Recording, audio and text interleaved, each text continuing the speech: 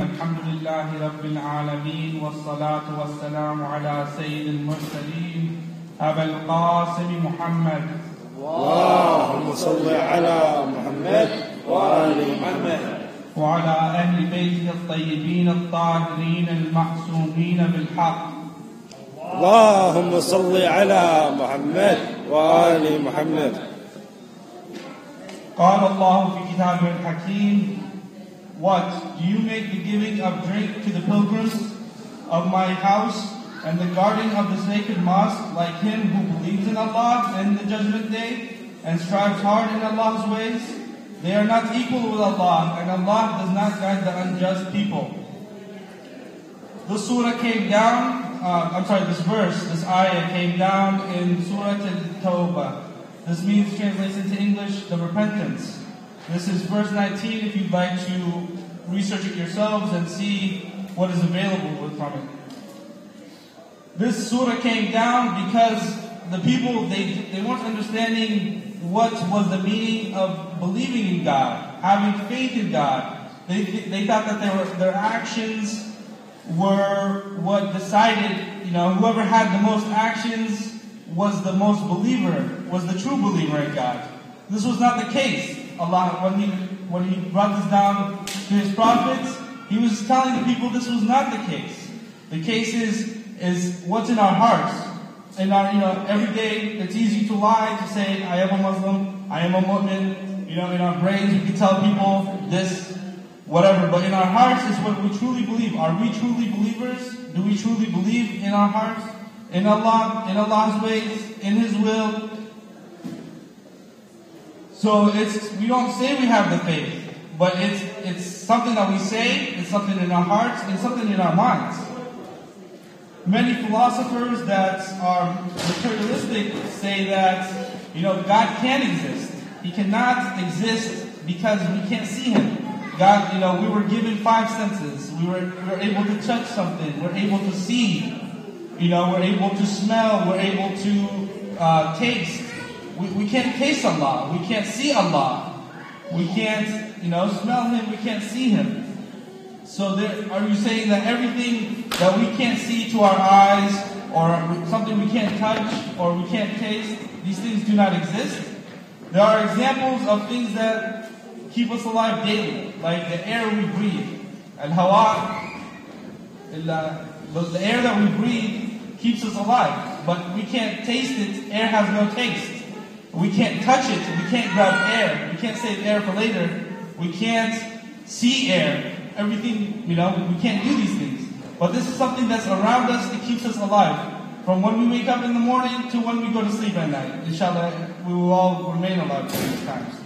Another thing we don't see that is throughout our bodies are cells and bacteria. Bacteria, the smallest bacteria can make you sick and can knock you on your feet for weeks. And this is something that does exist, but this is something else that exists that we cannot say, we don't believe in this. We don't believe bacteria exists because we don't see it. But, many of us have been laid in bed sick because of bacteria. Another thing is something that, alhamdulillah, keeps us in the light. Electricity. We can't see what electricity looks like. We can't hold it in our hands. Nobody, since we were kids, nobody goes to an electrical outlet and puts their finger in there because they know what will happen. But you can't see what becomes of the electricity. You don't when you get hurt or anything like that, you don't see the electricity coming out to hurt you. You don't know what it is. So these are all things that exist like Allah, and we don't see them, we can't taste them, we can't see them with our 5 senses, but they do exist. So if we say that Allah does not exist, or our actions for Allah are just going to be just doing and not saying that we believe in Allah in our hearts, then these are other things around us that keep us alive, keep us, wake us up in the morning, the lights, electricity, heat, keeps us all alive. So without these things, if we say those things don't exist, then, how does God exist? So of course, if all these things that we don't see with our eyes, with our senses, all these things exist, so Allah does exist. during a battle, there were two people sitting down and they were discussing who was better. Usually people compare themselves with each other through their actions. Before this ayah came down, they compared themselves, who did greater, what actions did I take or what actions did you take that makes me, great? What makes you have love for me? What have I done to earn your love? And they judged another person's love, other humans' loves for themselves to the love of Allah. They thought, because my neighbors love me, because I don't hurt them, I'm not loud, they never sense I'm there, my neighbors love me, so it must be that Allah loves me. It must be, I do this for the Jama'. It means because the people of the mosque love me, it means that Allah loves me. This is not the case. So they were talking, one of them said that what I did was I gave water to the pilgrimage, the people who were going to Hajj.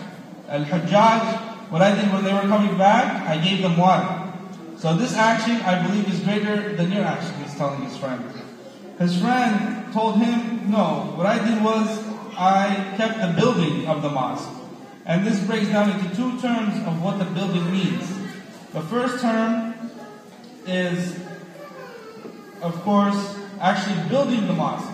If you have the wealth or the capabilities of building a mosque and you build the mosque for the people, that's the literal meaning of this term, is that you are going out and building the mosque. The second thing is you are guarding the mosque or keeping the uptake of the mosque. This can also translate into the building of the mosque.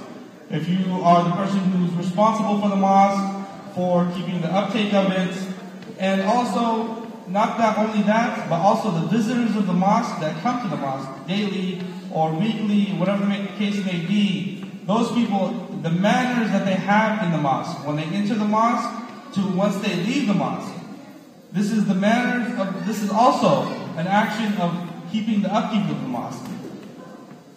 So when they were sitting, they were discussing who was greater. They were trying to see who was a better person, who would have more love. Imam Ali alayhi salam passed them and he said, I am better or greater than both of you, because I had faith in Allah first, in my heart, my tongue, and my brain. And I did my salah before you. And in these actions, you were promoted, you saw what actions I'm taking, and you became Muslims because of these actions. So because of your discussing of your actions right now, I was the one who led you to this path. So to set this, usually each ayah has a story behind it of why God sends it down. Allah sends it down to the Prophet. He sends it down because there's usually people in the midst of Makkah or Medina that were going against God's ways. So to make things clear for them, He sends down the ayah. So this is why this came down, because they were comparing not their love for Allah or the faith that they have for Allah, but the actions that they take for the people. So tonight, so in the beginning of the ayah, it says giving water to the pilgrims. Today we're here to honor a person who was the provider of water for the Ahl al-Bayt al-Hussein fi Karbala. This man is Imam al-Abbas alayhi salam. You may ask, how does this man, who is this man, or who is his mother, who is his father? His father is Imam Ali. His mother, Imam Ali, you may ask, is his Imam Ali was married to Fatima al-Zahra. Is his mother Fatima al-Zahra? No. After her death, Imam Ali asked his brother Aqil. He told Aqil, I put a burden on you to find me a woman that has good parents, a good ancestry. And so Aqil, he found al-Baneen, Fatima ibn Hizam, that was her name. When she was a young girl, she was born in Medina, she had a dream one day. And in this dream, she saw a sky with 4 moons in it. She woke up in the morning and she asked, Mother, I had a dream last night and I saw 4 moons in the sky. What does this mean? her mother told her, my daughter, you are going to have 4 sons, inshallah. And tonight, most of them were killed in Karbala. So we discussed the upkeep, and the second action of when coming to the mosque and keeping the upkeep of the mosque is the visitors of the mosque. The visitors are people who, daily visitors. They may come for prayer, they may come from just to visit their brothers, to Sunday, to do whatever the mosque holds. So what are the rules of them? Do they have to adhere to when they visit the mosque? First of all, the first rule is they have to be respectful of the place. When their intention of coming to the mosque, they have to intend, their niyyah is not, I'm going to destroy the mosque or I'm going to hurt somebody else in the mosque, but what I'm going to do is I'm going there for good, not evil. So the first thing when they do is when they of course walk into the mosque, Assalamu alaikum. Because of course, everybody knows there's not only our world, there's another world. There's the jinnah, and there's also angels. Angels, what happens is, every night, especially during Karbala, during Ashura and Muharram, they come down to cry about Imam Hussein. It's said that the Prophet led them in a prayer, and they love the Prophet. They love the Prophet because Allah loves the Prophet. So, and this is the grandson of the Prophet. So of course, what are they going to do when they hear Shi'at Imam Ali coming down, or anybody crying about Imam Hussein? What are they going to do? They're going to come down and join us. They're going to bless our majlis with their presence. So when we first walk into the mosque, we have to send them. And we are sending on for everybody. The second thing we have to do is we have to dress appropriately. We are coming to a place of God. We have to, whenever we walk in, we take off our hats. Before we wear our best clothing. Christians, they have a thing that they have. They have a saying, you want me to wear my good clothing or my Sunday best? Christians go to church every Sunday. So they have special clothing that they have saved for Sunday, just for Sunday. Their best clothing that they have. Usually a suit, a tie, and they usually come to the church for their prayers in that suit and tie, in the best clothing that they have. Their Sunday best, they call it. So, and while we're here, we also have to respect not only the mosque, but also the people in the mosque. Because like us, we are here to pray and to remember what we are here for, whatever the events we are here for the mosque, then the people, their intentions are the same. We can't say, we can't sit when our intentions are to remember Imam Hussein and then sit with our friends and talk, or we sit and talk ghibah. This is destroying our intentions. This is, it's the manners of the mosque. This is nobody's house, nobody's property. Even if somebody pays for it or builds it or is in their name, it's still God's house. And it's, like I said, it's not only people coming here, it's also malaika. And as Zahra once said, she said that if I hear a qira'ah ala ibni Imam Hussein, what do? I visit that qira'ah. So in the evening that we may even have Fatima al-Zahra in our presence. And one day, Prophet Muhammad sallallahu alayhi wa alayhi,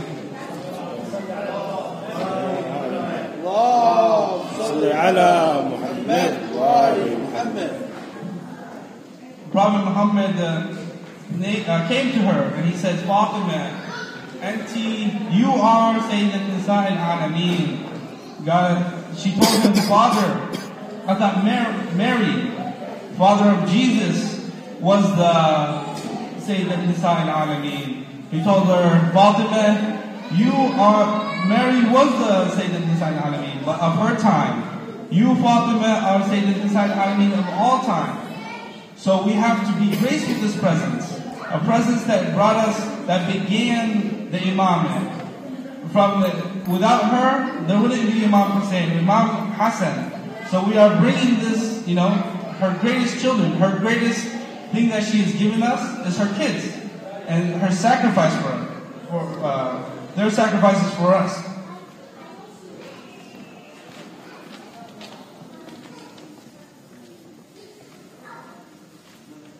So, in going back to the event that we're here to remember tonight, Al-Abbas, his mom was somebody, she was an ordinary person. Somebody may ask, I'm an ordinary person, what bearing do I have?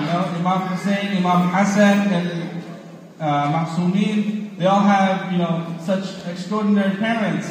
Their grandfather is Rasulullah. What bearing do we have? What chance do we have? This is the answer. al-Baneen, when she was born to an ordinary family. She wasn't born to a prophet or an imam. And when she was found for Imam Ali to be married to him, she stepped in the biggest shoes that anybody can step into. She stepped into Fatima al-Zahra's shoes. And she took this role responsibly.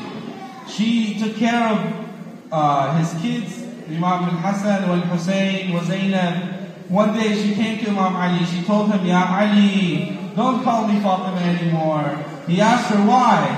She told him, because when they hear you call me Fatima, it reminds them of their mother and it reminds them of that pain when they lost her. So this is a great sacrifice. The first thing she sacrificed for her new family, for Imam Hassan wal Hussein and the rest of Imam Ali's kids. What did she do? She sacrificed her name. One requirement that a parent has for their children is to give them a great name. So the first thing she does is she gives up her name. She told Imam Ali, call me al-Baneen. And later on in life, after Karbala, she loses her 4 kids. She's sitting in Bin Baqer where her kids are buried.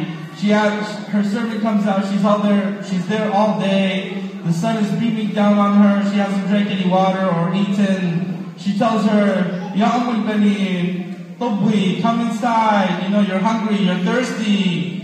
What does she tell her? She tells her, don't call me al-Baneen anymore. When you do call me al-Baneen, it brings the pain of losing my children. So please don't call me this name. It brings us a story. Usually, step-parents, what they do is they don't take the care or anything for their new children because they say, it's not from me. This is not my kids, it's my spouse's kids. So it comes from a story that in Karbala, there was, past the time of Imam Hussein, years later, there was a woman whose husband died, so she went and she married a new man. A couple weeks passed, and what does this man do? She had a son with her old husband. This man kicks her husband out. Kicks the boy, about 14 or 13 years old, outside to the streets. So he goes out, he's got nowhere else to go, his father is dead. So he goes out and sleeps he finds a box, and he goes and sleeps outside. The people of Karbala, they hear about this, they go, they try to, negotiate with this man, they try to plead with him, beg him, please take this boy back, He's 13, 14 years old, he's, still a young boy, you just married his mom, you need to take care of him, he's yours now. They tried everything, but a servant of Imam Hussein came one day. They told him, they told him the story of what was going on. They told him, come and see what you can do. If you can plead with him, if you can beg him, maybe he'll take him back, maybe he'll take your word, he loves you. So they go to his house. Mind you, this man has no relation with the boy, no relation with the family, no names, no crossings, doesn't even know the boy. So he tells him, let's go in another room, I need to talk to you personally. So he's like, of course, I love you. So, and because of your love for Hussein, I will give you that honor. So they go to a separate room, and they come out 10 minutes later, and the guy was like, I will take care of it. I'll take this boy back. So they asked the Shia that they brought, what did you do to get this man to take this child back, this son back? He was like, I'm not going to tell you. They asked the other man, the man who kicked out the boy, they told him, what did he tell you? we tried to plead with you, we tried to beg you, bribe you, we tried everything, and you wouldn't take him back. Years later, the Shaykh died. And what happened was, they came and they tried to get the answer out again, because they were confused. 10 minutes in the room, and he was able to get this boy back into the house with no problems. He told him we went into the back rooms, and he dropped down, he kissed my feet, and he begged me. He said, because of Hussein, you got to take this boy back. And this dawned on me. He said, this man has no relation with this boy. He has no connection, didn't know the boy's father, and barely knows my family. And he's willing to go to this extremes to take this boy back. So what we have to learn is from a person that is the oldest to al-Baneen, Abbas. He was a strong, and he was of course from Imam Ali. And whenever we've heard Imam Ali being called Asad Allah, and Abbas is no different. It's the same blood running through those veins. When he goes into battle, they call him, his fighting is like an angry lion. So, and they also call him a mountain, because no amount of men can move him. And he took this because of his loyalty for his brother throughout their entire lives. He never called him brother. Usually, with our brothers we fight, we argue, we do this. This man was just a servant for his brother. He always called him Sayyidi, Ya Aba Abdullah. The only time for him to use the word brother for Imam Hussein was when he was on the ground going to die. And through the sacrifice of Imam Abbas, we have to realize that he put the rewards and the opportunities of the dunya behind him for a greater life. Because like I said yesterday, this is a test. And ladies and gentlemen, brothers and sisters, what this test is, it's not that it's 50 to 100 years. Most humans now, alhamdulillah, are living to 100 years. So this is not it's not a very long test. In God's years, there are different things, but one day is 50,000 years. So he took one life's test and he aced it. He passed that test. He took the benefits and the opportunities and the rewards of everything that this life could have offered him, and he passed them by. For what? For his love and his loyalty of his brother and Ahlul Bayt.